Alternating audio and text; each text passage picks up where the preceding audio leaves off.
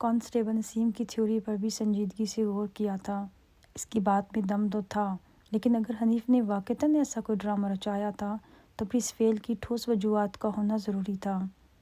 اس ذیل میں غور و فکر کرتے ہوئے ذہن میں یہ سوال ابھرتا تھا، کیا حنیف اپنے گھریلو معاملات سے اس قدر مایوس اور دل برداشتہ ہو چکا تھا کہ وہ سب کچھ چپ چاپ چھوڑ کر کسی نامعلوم منزل کی جانب روانہ ہو گیا تھا؟ اس سوال کا بالکل درست جواب حاصل کرنے کے لیے شادہ کو کریدنا بہت ضروری تھا۔ میں نے آج کسی وقت اسے اپنے سوالات کا تختہ مشق بنانے کا فیصلہ کیا اور کانسٹیبل نصیر کو ساتھ لے کر مومن آباد کی جانب روانہ ہو گیا۔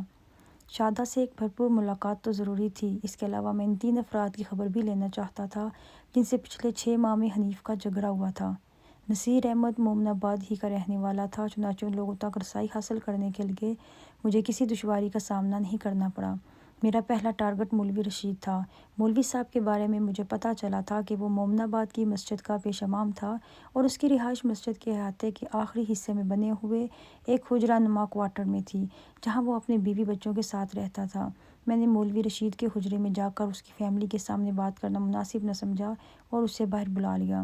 وہ صبح کا وقت تھا، اس لیے وہ مسجد کی ذمہ داریوں سے فارغ ہی تھا۔ ہم دونوں مسجد کے اندرونی حصے میں ایک چٹائی پر آمنے سامنے بیٹھ گئے۔ مولوی رشید مجھے وہاں دیکھ کر خاصا الجھن کا شکار نظر آتا تھا۔ اس کے چہرے اور آنکھوں سے ایک بے نام سی پریشانی جھلکتی تھی۔ رسمی الگ کے بعد میں نے تشفی آمیز انداز میں کہا کہ مولوی صاحب، فکر مند ہونے کی ضرورت نہیں، میں ایک کیس کے حوالے سے آپ سے چند سوالات کرنے آیا ہوں، امید ہے کہ آپ مجھ سے تعاون کریں گے۔ کیا کیس؟ وہ بدکے ہوئے لہجے میں بولا۔ کیسا کیس؟ میں مومن آباد کے ایک حنیف کی پراسرار گمشدگی کی بات کر رہا ہوں، میں نے لسانیت بھرے لہجے میں کہا۔ یہ بندہ پچھلے 2-4 دن سے لاپتہ ہے۔ اوہ اچھا، وہ ایک گہری اور اطمینان بھری سانس خارج کرتے ہوئے بولا۔ میں نے سنا ہے کہ حنیف کا مردہ گورا نظام کوٹ کے نزدیک کسی بڑے تالاب سے ملا ہے۔ آپ نے غلط نہیں سنا مولوی صاحب، میں نے تائیدی انداز میں گردن ہلاتے ہوئے کہا۔ میں نے اس زخمی مردہ گھوڑے کو پوسٹ مارٹم کے لیے سرکاری ہسپتال بھجوا دیا ہے اور اب مجھے حنیف کی تلاش ہے اور اسی تلاش نے مجھے آپ کے پاس پہنچا دیا ہے۔ اس وقت ہم دونوں کے قریب کوئی تیسرا شخص موجود نہیں تھا۔ میں نے کانسٹیبل نصیر کو گوروں کے پاس مسجد کی بیرونی دیوار کے ساتھ چھوڑ دیا تھا۔ میں دراصل ان 3 افراد سے تنہائی میں بات کرنا چاہتا تھا جن میں مولوی رشید پہلا بندہ تھا، لیکن میری بات پوری ہونے پر مولوی رشید عجیب سے لہجے میں بولا، میرا اس پاگل انسان کی گمشدگی سے کیا لینا دینا؟ آپ نے پاگل انسان کے الفاظ حنیف کے لیے استعمال کیے ہیں نا؟ میں نے تصدیق طلب نظر سے اسے دیکھا۔ جی تھانے دار صاحب، وہ اس بات میں سر ہلاتے ہوئے بولا۔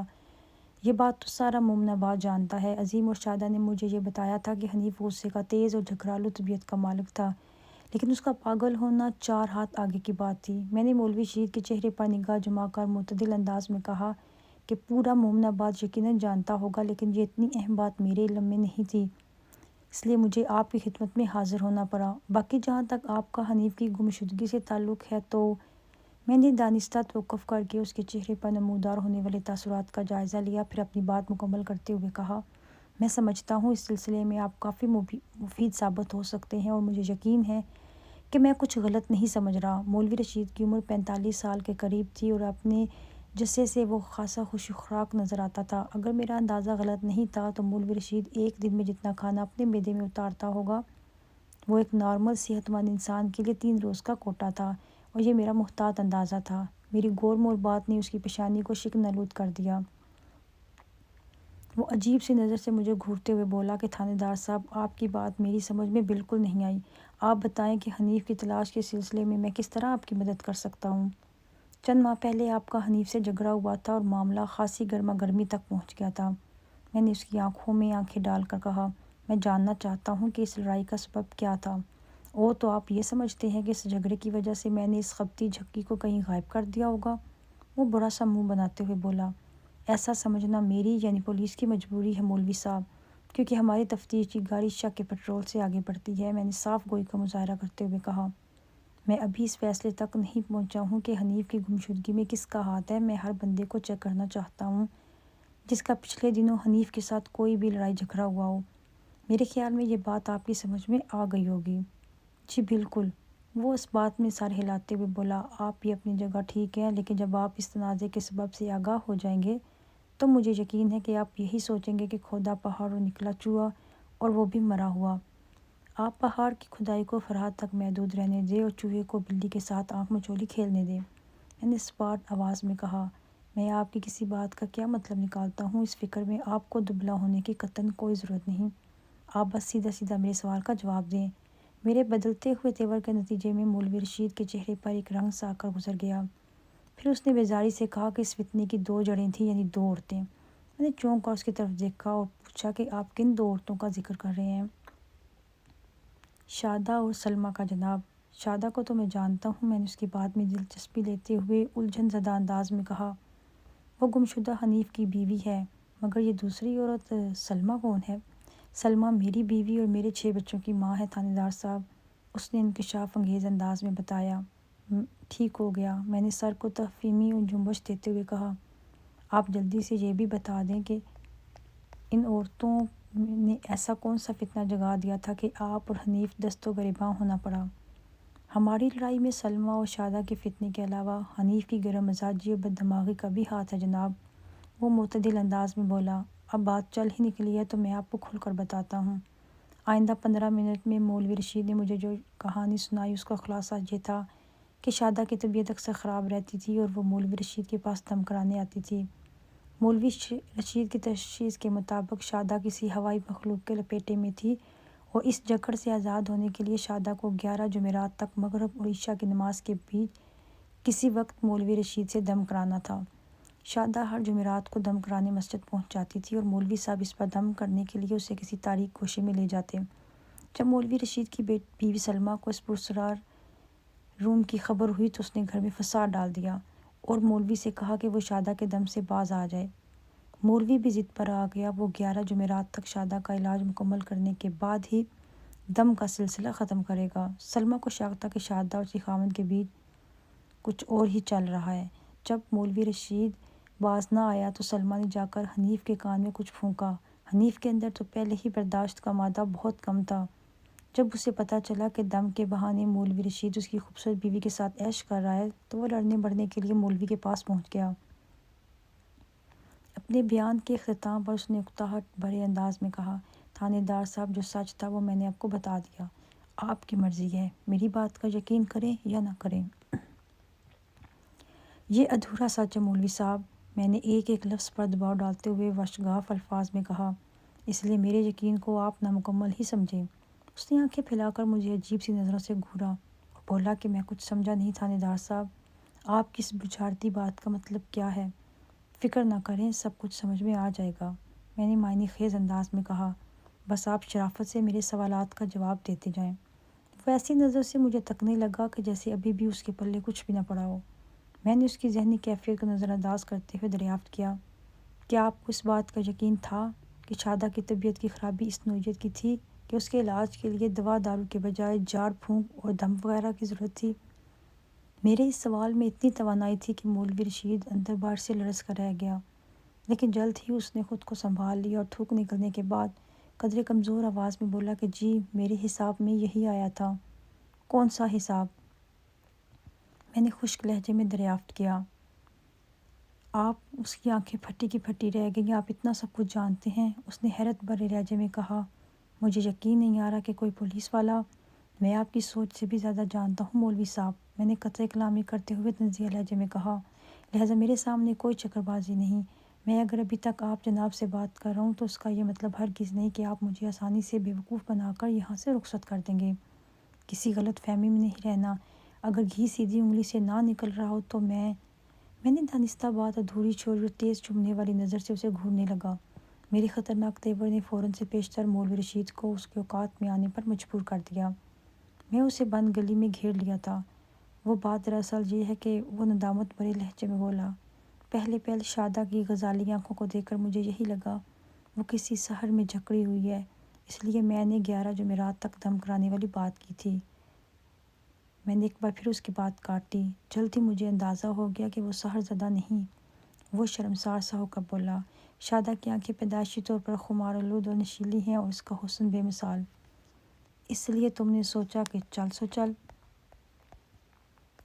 میں آپ سے تم پر آتے ہوئے زہریلے لہجے میں کہا، تھانے دار صاحب، میں آپ کو سچ بتاؤں، شادہ پر میرا دل آ گیا تھا۔ اس نے رٹائی نما ہمت سے کام لیتے ہوئے کہا۔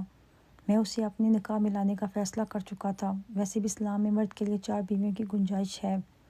اس گنجائش سے انکار نہیں کیا جا سکتا، لیکن شرط نکاح مسنونہ ہے۔ میں نے غصیلی نظر سے اسے گھورا۔ مسنونہ یہ کیا ہوتا ہے؟ وہ ہونکوں کے مانند مستصفر ہوا۔ مسنونہ مسنون سے نکلا ہے، جس کا مطلب ہے کہ کسی کام کو بالکل ویسے ہی کرنا جیسے کہ نبی پاک صلی اللہ علیہ وآلہ وسلم نے خود کیا ہو۔ میں نے خفگی امیز نظر سے مولوی رشید کو گھورتے ہوئے بولا، تم جو کچھ کر رہے ہو وہ سراسر حوث پرستی ہے۔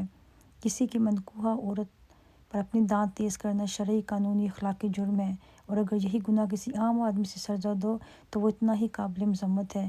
تم تو ایک عالم دین ہو، ممبر رسول پر بیٹھتے ہو، تمہیں ایسے نازک معاملات میں ایک ایک قدم پھونک کر اٹھانا چاہیے، اور تم دین کا مذاق اڑانے میں پیش نظر آ رہے ہو، اور یہ بڑے افسوس اور شرم کی بات ہے۔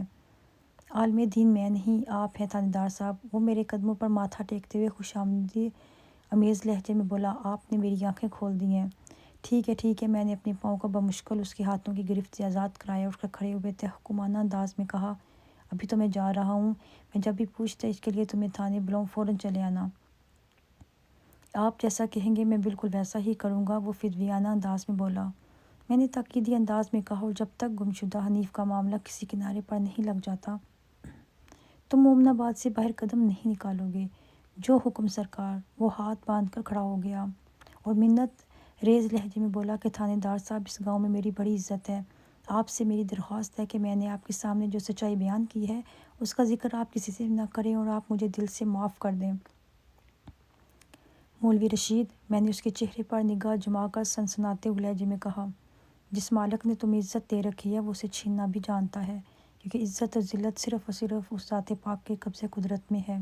تمہیں اس خالق کائنات کے سامنے معافی مانگنی چاہیے۔ اپنی بات مکمل کرنے کے بعد میں تیز قدموں سے چلتے ہوئے مسجد سے باہر آ گیا۔ وہاں کانسٹیبل نصیر میرا منتظر تھا۔ میں اس کی مائیت میں اپنے دوسرے ٹارگٹ ادریس گھمن کے گھر کی جانب بڑھ گیا۔ ادریس گھمن ایک چھوٹا سا زمیندار تھا۔ اس کے پاس 18 ایکڑ اراضی تھی اور مومن آباد میں اس کی کافی عزت تھی۔ وہ گندمی رنگت کا ایک درمیانہ قد شخص تھا۔ اس کی ٹھوڑی اور دونوں کلائیاں خاصی مضبوط اور چوڑی تھیں۔ ادریس کی صحت کو قابل رشک کہا جا سکتا تھا۔ جب اس سے ملاقات ہوئی تو پتہ چلا وہ ہنس مکھ بھی ہے۔ ادریس نے ہمیں اپنے گھر کی بیٹھک میں بٹھایا اور ہماری خاطرداری کا بندوبست کرنے کے بعد وہ میرے سامنے بیٹھ گیا۔ رسمی الیک سلیک تو گھر میں داخل ہونے سے پہلے ہی ہو چکی تھی۔ اب باقاعدہ گفتگو کا آغاز ہو گیا۔ ملک صاحب، آپ کو ہمارے علاقے کے تھانے میں تعینات ہوئے 1 سال سے زیادہ ہو گیا ہے، اس نے معتدل انداز میں کہا، اور اتفاق دیکھیں کہ آج پہلی مرتبہ ہماری ملاقات ہو رہی ہے۔ کل آپ کا سلام مجھ تک پہنچا اور آج آپ خود تشریف لے آئی۔ امید ہے سب خیریت ہوگی۔ گھمن صاحب، ڈاکٹر اور پولیس خیریت سے کہیں بھی نہیں جاتے، میں نے اس کی آنکھوں میں دیکھتے ہوئے ٹھوس انداز میں کہا۔ رہا سوال پہلی بار ملنے کا، تو میں بلا ضرورت کہیں بھی آتا جاتا نہیں ہوں۔ اوہ! اس نے گہری سانس خارج کی اور بولا، تو فرمائیں جناب، کون سی ضرورت آپ کو یہاں لے آئی ہے؟ میں تو آج کی ملاقات کو اپنی خوش نصیبی سمجھ رہا ہوں۔ اگر آپ نے کچھ بھی الٹا سیدھا نہیں کیا تو پھر آپ کو ڈرنے کی بالکل ضرورت نہیں، میں نے اس کے چہرے پر نگاہ جما کر معنی خیز انداز میں کہا۔ کل آپ کے جن مہمانوں نے میرا سلام آپ تک پہنچایا تھا، انہی کی زبانی ملنے والی اطلاع کی روشنی میں فوری کارروائی کر کے میں نے گمشدہ حنیف کا زخمی اور مردہ گھوڑا ایک تالاب سے برآمد کر لیا ہے، اور اب مجھے حنیف کی تلاش ہے۔ ادھر میری بات ختم ہوئی۔ ادھر ادریس گھمن کا گھریلو ملازم لدی پھندی ایک بڑے سائز کی ٹرے اٹھائے بیٹھک میں داخل ہوا، اور 1 منٹ کے اندر اس اللہ کے پھرتیلے بندے نے کٹے ہوئے آموں کی ایک بڑی تشتری، نمک لگے جامن کا ایک کٹورا، کچی لسی سے بھرا ہوا جگ سامنے رکھ دیا۔ ملک صاحب، بسم اللہ کریں۔ ادریس گھمن نے میزبانی کا حق ادا کرتے ہوئے خوش اخلاقی سے کہا، باتیں تو ہوتی رہیں گی، یہ سب موسمی برسات کی سوغاتیں ہیں۔ اللہ کی یہ نعمتیں سامنے آ گئی ہیں تو ان سے پورا انصاف کریں۔ آپ نے کچھ زیادہ ہی اہتمام نہیں کر ڈالا گھمن صاحب؟ میں نے اپنے سامنے میز پر سجی انواع و اقسام کی لذتوں کی جانب اشارہ کرتے ہوئے کہا، میں تو آپ سے 2 باتیں کرنے آیا ہوں۔ یہ تو کچھ نہیں ہے ملک صاحب، وہ توانا لہجے میں بولا، اس کے بعد تو آپ کو کھانا بھی کھانا ہوگا۔ یہ سب بھی کسی کھانے سے کم نہیں ہے گھمن صاحب، میں نے راست گوئی سے کام لیتے ہوئے کہا، مزید کسی تکلف کی ضرورت نہیں، اور میرا خیال ہے کہ اب ہمیں بات چیت کی طرف آنا چاہیے۔ جیسے آپ کی خوشی ملک صاحب، وہ بے پرواہی سے بولا، پھر گہری سنجیدگی سے بولا، تو آپ حنیف کو ڈھونڈتے ہوئے میرے پاس آئے ہیں، جیسے کہ میں نے اس سنکی کو اپنے گھر میں چھپا رکھا ہے۔ مولوی رشید نے حنیف کے لیے پاگل، جھگی اور خپتی جیسے لفظ استعمال کیے تھے۔ ادریس گمن اسے سنکی کہہ رہا تھا۔ بہرحال میں نے معتدل انداز میں کہا کہ میں نے ابھی تک ایسی کوئی بات نہیں کی جس سے یہ مطلب بحث کیا جا سکتا ہو کہ گمشدہ حنیف کو آپ کے گھر سے برآمد کیا جا سکتا ہے۔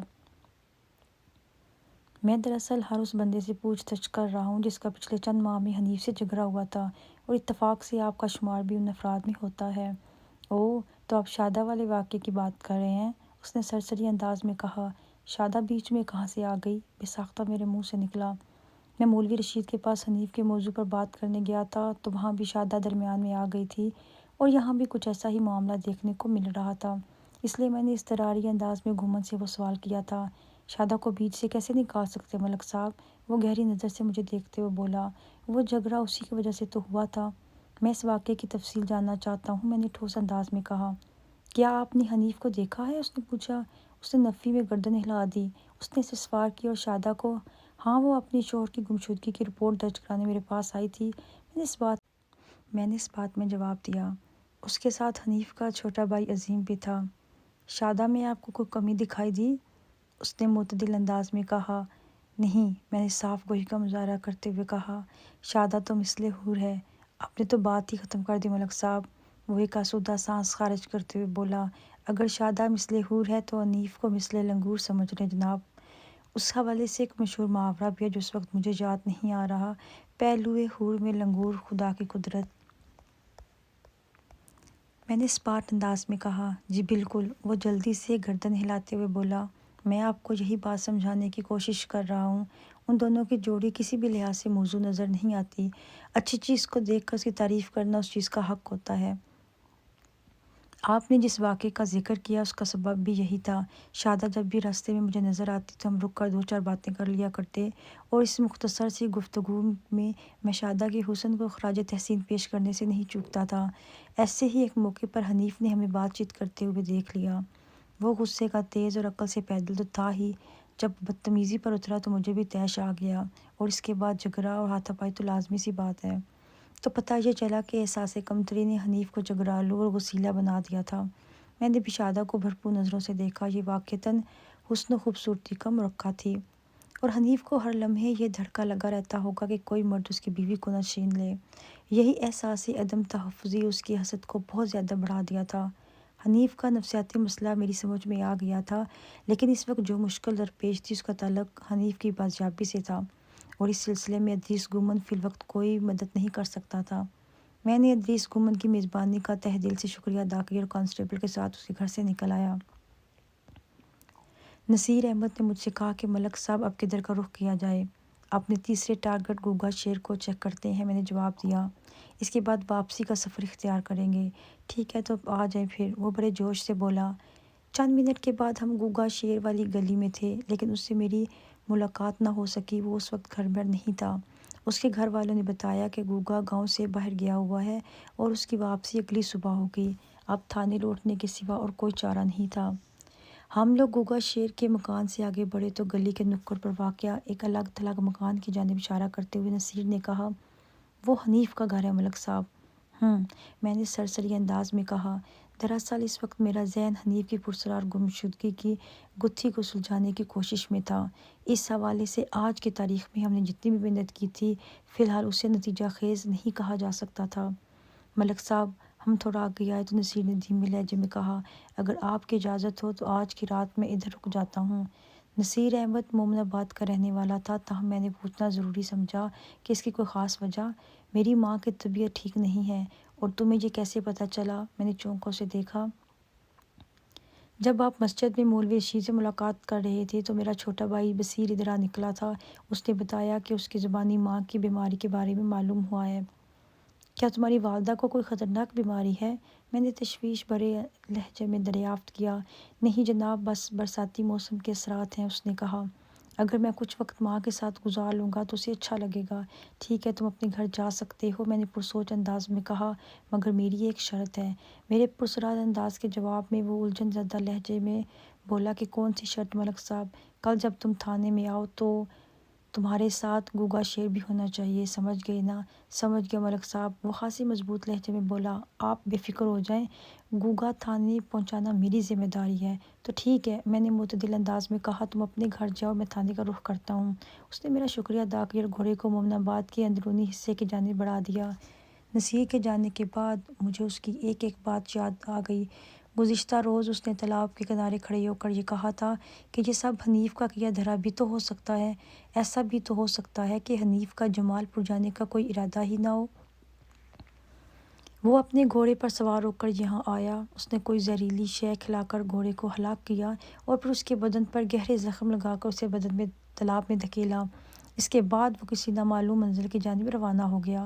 اس رات میں نے نصیر کی اس بات پر سنجیدگی سے غور کیا اور اس نتیجے پر پہنچا تھا کہ اگر حنیف واقعتاً اپنے گھریلو حالات سے اس قدر دل برداشتہ اور تنگ تھا کہ چپ چاپ اسے کسی نامعلوم منزل کا رخ کرنا پڑا، تو اس کی مایوسی اور دلی شکستگی کی وجوہات یقیناً شادہ کو معلوم ہوگی۔ شادہ کا خیال آتے ہی میں نے گھوڑے کا رخ گمشدہ حنیف کے گھر کے جانب موڑ لیا تاکہ شادہ سے اس سلسلے میں بات کی جا سکے۔ سوموار 9 جولائی کی دوپہر کانسٹیبل نصیر گوگا شیر کو اپنے ساتھ لے کر تھانے پہنچ گیا۔ میں نے مطلوبہ شخص کو فوراً اپنے کمرے میں بلا لیا۔ اس کی عمر تقریباً 25 کے آس پاس نظر آتی تھی۔ اس کی رنگت سانولی اور قد متناسب تھا۔ وہ کوئی پہلوان لگتا تھا۔ آوارہ گردی اس کی اضافی خوبی تھی۔ وہ میرے سامنے آ کر کھڑا ہوا تو میں نے تحکمانہ انداز میں کہا کہ گھوم جاؤ۔ اس نے چپ چاپ میرے حکم کی تعمیل کر دی۔ میں نے بغور اس کی تشریف کا جائزہ لیا اور پھر حکم دیا کہ گھوم جاؤ۔ اس نے میکینکی انداز میں خود کو پہلی والی پوزیشن میں سنبھالا اور سوالیہ نظر سے مجھے دیکھتے ہوئے بولا کہ یہ سب کیا ہے تھانے دار صاحب؟ تھانے دار تم ہو یا میں نے غراٹ آمیز لہجے میں کہا۔ آپ ہیں جی، تو پھر سوال کرنے کا حق بھی مجھ کو ہی حاصل ہے، میں نے اس کی آنکھوں میں دیکھتے ہوئے سخت لہجے میں کہا۔ تم صرف جواب دو گے، سمجھ گئے؟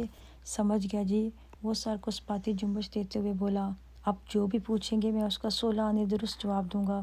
شاباش، اس میں تمہاری بھلائی ہے، میں نے اس کے چہرے کا بغور جائزہ لیتے ہوئے کہا۔ میں نے چیک کیا ہے کہ تمہارے پیچھے دم نام کی کوئی چیز موجود نہیں ہے، لہٰذا تم اصلی نہیں بلکہ صرف نام کے شیر ہو۔ اب دیکھنا یہ ہے کہ تمہارا جگر شیر والا ہے یا نہیں، اور اس کام کے لیے مجھے تم پر کتنا تشدد کرنا پڑے گا، تبھی پتہ چلے گا کہ تمہارے اندر کتنی ہمت اور حوصلہ ہے۔ اگر تم میری تفتیش کے سامنے ٹک نہ سکے تو آج کے بعد تم گوگا شیر نہیں بلکہ گوگا گدڑ کہلاؤ گے۔ لیکن میرے الفاظ کی سنگینی نے اسے گہری تشویش میں ڈال دیا۔ آپ میرے ساتھ ایسا کیوں کریں گے؟ اس نے پریشانی بھرے لہجے میں پوچھا۔ آخر میرا قصور کیا ہے؟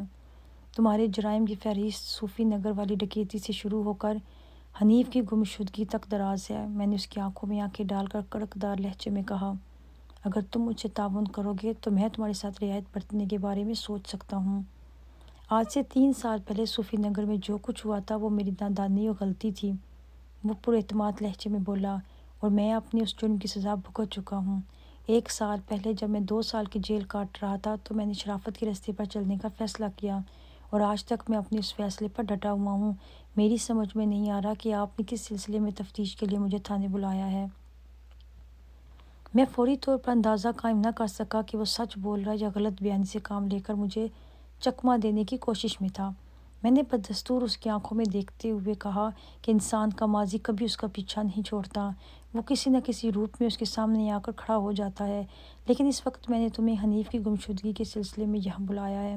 میں نے سنا ہے کہ تم اس کی بیوی پر بری نگاہ رکھتے تھے۔ اس حوالے سے کچھ عرصہ پہلے تم دونوں کا جھگڑا بھی ہوا تھا۔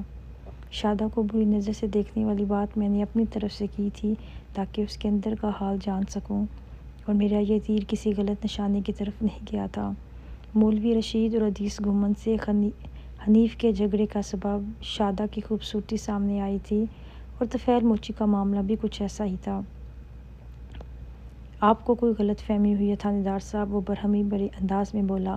میں نے شادہ پر کبھی بری نگاہ نہیں ڈالی، وہ مجھے اچھی لگتی تھی، میں اسے شادی کا خواہشمند تھا کہ مجھے جیل ہو گئی، میرے خواب چکنا چور ہو گئے۔ جب میں قید سے رہا ہوا تو شادہ حنیف کی بیوی بن چکی تھی۔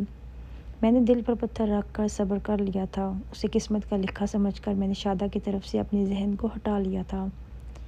آپ پورے مومن آباد سے پوچھ لیں جو جیل سے آنے کے بعد میں نے کبھی شادہ سے ملنے کی کوشش بھی کی ہو۔ اگر میں تمہاری اس کہانی کو سچ مان بھی لوں تو بھی مجھے ایک سوال اس سوال کا سیدھا جواب چاہیے، میں نے دو ٹوک انداز میں کہا۔ تمہارے اور حنیف کے بیچ کس بات پر جھگڑا ہوا تھا؟ میں اس بد دماغ کو ایک باریک بات سمجھانے کی کوشش کر رہا تھا کہ وہ ایک دم ہتھے سے اکھڑ گیا۔ اس نے میرے استفسار کے جواب میں بتایا، پھر ہمارے بیچ ہونے والی تکرار نے جھگڑے کی شکل اختیار کر لی تھی۔ تم کہا کہ مسلح اور ناز سے لگے ہو، میں نے طنزیہ لہجے میں کہا۔ مجھے بتاؤ، تم حنیف کو کون سی باریک بات سمجھانا چاہتے تھے؟ یہی کہ اگر اللہ پاک نے شادہ جیسی پری اس کی قسمت میں لکھ دیا ہے تو وہ اس نعمت کو سنبھال کر رکھے۔ وہ معنی خیز انداز میں بولا۔ اس کا کیا مطلب ہوا؟ میں نے تیز نظر سے اسے گھورا۔ شادہ حنیف کے قابو میں نہیں ہے تھانے دار صاحب، وہ رازدارانہ انداز میں بولا۔ کبھی وہ مولوی رشید سے دم کرانے پہنچ جاتی ہے اور کبھی ادریس گومن سے سریرا گپے لڑاتی ہے، اور اس کا مطلب ہے کہ تم نے شادہ کو اپنے دماغ سے نکالا ہے، دل سے نہیں، میں نے کریدنے والے انداز میں کہا، اس لیے تم اس کی سرگرمیوں پر گہری نگاہ رکھتے ہو۔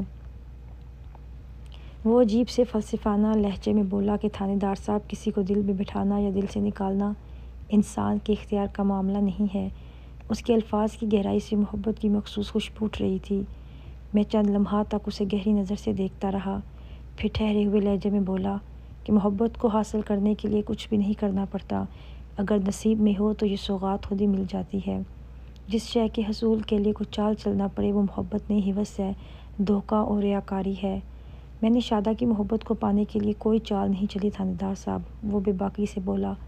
بس میں نے حنیف کو یہ سمجھانا چاہا تھا کہ وہ شادہ کی حفاظت کرے، اس کے معاملات اور مصروفیات پر نظر رکھے، ورنہ تم نے پہلے اور بات پر ادھوری چھوڑ دی تھی، اور اب یہ ورنہ میں نے سخت لہجے میں کہا، آخر تم بجھاڑتے کیوں ڈال رہی ہو؟ جو بھی کہنا ہے کھل کر کہو۔ تھانے دار صاحب، وہ گھائل آواز میں بولا، باہر والوں کا کیا رونا؟ جب گھر کو گھر کے چراغ سے آگ لگ جائے تو دوسروں سے کیا گلہ شکوہ؟ مجھے شک نہیں بلکہ پکا یقین ہے کہ شادہ حنیف سے زیادہ اس کے چھوٹے بھائی عظیم کے قریب ہے۔ یہ تم کیا کہہ رہے ہو؟ میں نے غصیلی نظر سے اسے گھورا۔ وہ دیور بھابھی ہیں، شادہ عظیم کو اپنا چھوٹا بھائی سمجھتی ہے۔ یہ سب خرافات تمہارے گندے ذہن کی پیداوار ہیں۔ میں نے طفیل موچی کو بری طرح جھڑک تو دیا تھا، لیکن اپنے الفاظ کا کھوکھلا پن مجھے واضح طور پر محسوس ہو رہا تھا۔ ان لمحات میں گزشتہ شام کا منظر میرے دماغ میں گھوم گیا تھا۔ میں نے کانسٹیبل نصیر کو رخصت کرنے کے بعد شادہ سے ملاقات کرنے اس کے گھر کی جانب بڑھ گیا تھا، لیکن میرے کئی بار دستک دینے کے باوجود بھی شادہ یا عظیم نے دروازہ نہیں کھولا تھا۔ دروازے پر تالا نظر آ رہا تھا اور نہ ہی کنڈی لگی دکھائی دیتی تھی، جو میں سمجھ لیتا کہ وہ دیور بھابھی اس وقت گھر میں موجود نہیں ہے۔ ابھی آپ کو میری بات کا یقین نہیں آئے گا تھانے دار صاحب۔ میں اپنی سوچ میں گم تھا کہ طفیل کی سرسراتی ہوئی آواز میری سماعت سے ٹکرائی، لیکن جب چاند چڑھے گا تو پورا مومن آباد دیکھے گا، اور اس کی میلی چاندنی آپ کے تھانے تک بھی پہنچے گی۔ طفیل موچی کے الفاظ میں اتنی گہرائی تھی کہ میں نے اسے مزید انویسٹیگیٹ کرنے کے بجائے اسے ہدایت کے ساتھ جانے کی اجازت دے دی۔ جب تک میں شادہ کے خاوند کو زندہ یا مردہ بازیاب نہیں کرا لیتا تم مومن آباد سے باہر قدم نہیں رکھو گے۔ اگر گاؤں سے نکلنا مجبوری ٹھہرے تو کہیں بھی جانے سے پہلے واپس آنے کے بعد تم تھانے میں رپورٹ کرو گے۔ سمجھ گیا سرکار، وہ مضبوط لہجے میں بولا۔ طفیل موچی کے بیان نے میرے دماغ میں سوچ کا ایک نیا اور انوکھا دروازہ کھول دیا تھا۔ یہ اتنا وسیع و عریض دروازہ تھا کہ اس میں داخل ہونے کے بعد جتنا بھی سوچا جاتا وہ کم تھا۔ خانگی معاملات میں دو رشتوں کو نہایت ہی خطرناک اور تباہ کن تصور کیا جاتا ہے، اول سالی اور بہنوئی کا رشتہ، اور دوسرا بھابھی اور دیور کا رشتہ۔ طفیل موچی نے جس حساس معاملے پر اپنے یقین کا اظہار کیا تھا، اس نے مجھے بھی شادہ اور عظیم کے تعلقات پر شک میں مبتلا کر دیا تھا۔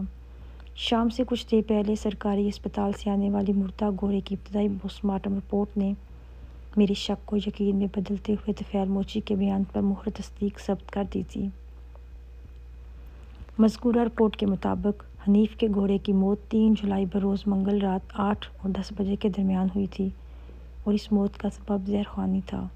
کیمیکل ایگزامر کے مطابق گھوڑے کو چارے کے ساتھ کوئی زہریلا پودا یا کوئی جڑی بوٹی کھلائی گئی تھی، جس کے اثرات سے پہلے اسے گہری بےہوشی میں پہنچایا اور بعد ازاں موت سے ہمکنار کر دیا تھا۔ گھوڑے کے بدن پر پائے جانے والے مہلک چرکے اس کے مرنے کے بعد لگائے گئے تھے۔ شادہ اور عظیم کی گرفتاری کے لیے اتنا ہی کافی تھا کہ حنیف کے گھوڑے کی موت 3 جولائی کی رات 10 بجے سے پہلے واقع ہو چکی تھی، جبکہ ان دونوں نے میرے پاس رپورٹ درج کراتے ہوئے مجھے بتایا کہ حنیف 4 جولائی کی صبح اپنے گھوڑے پر سوار ہو کر جمال پور گیا تھا۔ جو گھوڑا 3 جولائی کی رات اپنی زندگی کی بازی ہار چکا تھا، وہ 4 جولائی کی صبح کیوں کر کسی سواری کے قابل ہو سکتا تھا؟ رات کے 11 بجے تھے اور بوندا باندی کا سلسلہ جاری تھا۔ میں اور حوالدار عثمان خان اس وقت گمشدہ حنیف کے گھر کے صحن میں موجود تھے۔ وہ مکان گلی کے آخری سرے پر دوسرے گھروں سے کافی ہٹ کر بنا ہوا تھا اور ہم دروازہ کھٹکھٹا کر نہیں بلکہ گھر کی عقبی دیوار پھلانگ کر اندر پہنچے تھے۔ قانون کی سربلندی کو قائم رکھنے کے لیے بعض اوقات اس نوعیت کے چھوٹے موٹے غیر قانونی کام جائز ہو جاتے ہیں۔ اس مکان کے پچھلے حصے میں پہلو بہ پہلو 2 کمرے بنے ہوئے تھے۔ اس وقت ایک کمرے کا دروازہ کھلا ہوا تھا جبکہ دوسرے کمرے کا دروازہ بند تھا۔ ہم صحن سے برآمدے میں پہنچے، پھر بند دروازے کے سامنے جم کر کھڑے ہو گئے۔ حوالدار کو میں نے چوکنا رہنے کے لیے کہا اور خود بند دروازے سے کان لگا کر اندر کا احوال جاننے کی کوشش کی۔ جلد ہی میری سماعت نے اندر کے سگنلز پکڑ لیے۔ شادہ اور عظیم دھیمی آواز میں بات کر رہے تھے۔ وہ ہماری دبے قدم و آمد سے واقف نہیں تھے۔ میں نے اپنی توجہ کو ایک نقطے پر مرکوز کر دیا اور وہ نقطہ تھا ان دونوں کی گفتگو۔ اب تک تو سب ٹھیک جا رہا ہے، شادہ نے کہا، لیکن میرے دل کو ابھی پوری طرح اطمینان حاصل نہیں۔ ہر وقت برے برے خیالات مجھے گھیرتے ہیں۔ تم اپنے دل کو سمجھانے کی کوشش کرو، عظیم نے مخمور لہجے میں کہا۔ اب تک اگر سب ٹھیک ہے تو آگے بھی ٹھیک ہی رہے گا۔ ہمارے راستے کا سب سے بڑا کانٹا حنیف تھا۔ اسے ہم نے صاف کر کے گھوڑے کو ایسی حالت میں پہنچا دیا ہے کہ پولیس ساری زندگی اس کیس کو حل نہیں کر سکے گی اور ہم یوں ہی عیش کرتے رہیں گے۔ مجھے تو یقین ہی نہیں آ رہا کہ وہ بن مانس اب اس دنیا میں نہیں رہا اور ہم نے اس کی لاش کوئی گہرے گڑھے میں کھود کر صحن میں دبا دیا ہے۔ شادہ نے کہا کہ کبھی کبھی تو ایسا محسوس ہوتا ہے کہ وہ گھٹیا انسان اچانک میرے سامنے آ کر کھڑا ہو جائے گا۔ میں سمجھتا ہوں کہ تم فضول اس شخص کا قصہ چھیڑ رہی ہو۔ حنیف کے قتل کی سازش بے نقاب ہو چکی تھی اور سازشی عناصر بھی اس وقت میری گرفت میں تھے۔ بس ان پر ہاتھ ڈالنے کے لیے ایک آخری چھوٹا سا ڈرامہ ضروری تھا۔ میں نے 2 قدم پیچھے ہٹ کر سرگوشانہ انداز میں حوالدار سے کہا کہ عثمان، تم دوسرے کمرے کے دروازے پر وقفے وقفے سے دستک کا عمل جاری رکھو۔ میں اس ناگ اور ناگن کو بل سے باہر نکالنے کے لیے بین بجاتا ہوں۔ وہ اس بات میں گردن ہلاتے ہوئے دوسرے دروازے کی جانب بڑھ گیا۔ میں نے دوبارہ اپنی سماعت کو بند دروازے پر مرکوز کیا اور اندر کی باتوں کو باہر سننے کی کوشش کرنے لگا۔ یہ کون آدھی رات کو آ گیا؟ شادہ کی بیزاری بھری آواز ابھری۔ پہلے ہی دستک نے اسے اپنی جانب متوجہ کر لیا تھا۔ کل شام میں بھی کوئی گدھا کافی دیر تک ہمارا دروازہ بجاتا رہا تھا۔ اس بدذات شادہ نے میرے لیے گدھے کا لفظ استعمال کیا تھا۔ یہ کیس چونکہ ڈراپ سین کے قریب پہنچ چکا تھا، اس لیے میں نے صبر کے گھونٹ پی لیے۔ ان لوگوں کو پتہ نہیں ہے کہ ہمارے بیچ کی ساری دیواریں اٹھ چکی ہیں۔ دوسری دستک کے جواب میں عظیم نے کہا، ٹھہرو، میں باہر جا کر دیکھتا ہوں۔ عظیم اور شادہ اس قدر نشے میں ڈوبے ہوئے تھے کہ انہیں اندازہ ہی نہ ہو سکا کہ دستک بیرونی دروازے پر نہیں بلکہ برابر والے کمرے کے دروازے پر ہو رہی ہے۔ میں بند دروازہ کھولنے کے انتظار میں ریڈ الرٹ ہو گیا۔ اسی لمحے شادہ کی ہنسی بھری آواز سنائی دی۔ اندرونی کنڈی گری۔ میں نے ایک طوفانی لات چلا دی۔ میرا نشانہ دروازے کا وسط تھا، لیکن چونکہ اس دوران میں دروازہ کھل چکا تھا، لہٰذا میری وہ خوفناک لات عظیم کے سینے پر پڑی۔ وہ کسی توپ کے دہانے میں سے نکلنے والے گولے کے مانند ریورس گیئر میں نیچی پرواز کرتے ہوئے پیچھے کو گیا اور وہ چارپائی کے اوپر گر گیا۔ اگلے ہی لمحے شادہ کے حلق سے ایک وحشیانہ نسوانی چیخ برآمد ہوئی، گرفتار کر لو ان دونوں بدبختوں کو۔ میں نے دھاڑ سے مشابہ لہجے میں حوالدار سے کہا، یہ رنگے ہاتھوں پکڑے گئے ہیں، اب انہیں کوئی نہیں بچا سکتا۔ حنیف کے خون کا حساب ہوکا رہے گا اور معصوم بے زبان جانور کی حسرتناک موت کا حساب بھی۔ عثمان خان برق رفتاری سے میرے حکم کی تعمیل میں جٹ گیا۔ ان دونوں کے پاس اپنی صفائی میں کہنے کے لیے کچھ بھی نہیں تھا۔ میں نے حنیف کے قتل کے حوالے سے ان کی حالیہ گفتگو کا حوالہ بھی دیا اور بتایا کہ ان کا اقبال جرم ریکارڈ پر آ چکا ہے۔ اس کے باوجود بھی کمال ڈٹائی کا مظاہرہ کرتے ہوئے شادہ نے کہا، تھانے دار صاحب، ہم نے عشق کے ہاتھوں مجبور ہو کر یہ سب کیا ہے، ہمارے پاس اور کوئی رستہ نہیں تھا۔ میں کسی بھی حالت میں عورت پر ہاتھ اٹھانے کے حق میں نہیں ہوں، مگر شادہ کی بیہودہ باتوں نے میرے تن بدن میں آگ بھڑکا دی تھی۔ مجھے خود پر قابو نہ رہا اور بے ساختہ میرا ہاتھ گھوم گیا۔ یہ عشق نہیں، شیطانیت اور حیوانیت ہے، میں نے خونخوار لہجے میں کہا۔ تم لوگ اپنی بد نیتی اور بدکرداری کو عشق کا نام دے کر اس پاکیزہ آفاقی جذبے کی توہین کر رہے ہو۔ میں تمہیں عبرتناک سزا دلوائے بغیر سکون سے نہیں بیٹھوں گا۔ میرا ہاتھ کچھ زیادہ ہی زور کا پڑ گیا تھا۔ شادہ اپنے گال کو تھامے سسک رہی تھی۔ عظیم بھی ہاتھ باندھے معافی طلب انداز میں کھڑا مجھے امید بھری نظروں سے دیکھ رہا تھا۔ مجھے شادہ پر ترس آیا اور نہ ہی عظیم پر۔ ان لمحات میں نے صرف ایک ہی پکار پر لبیک کہا۔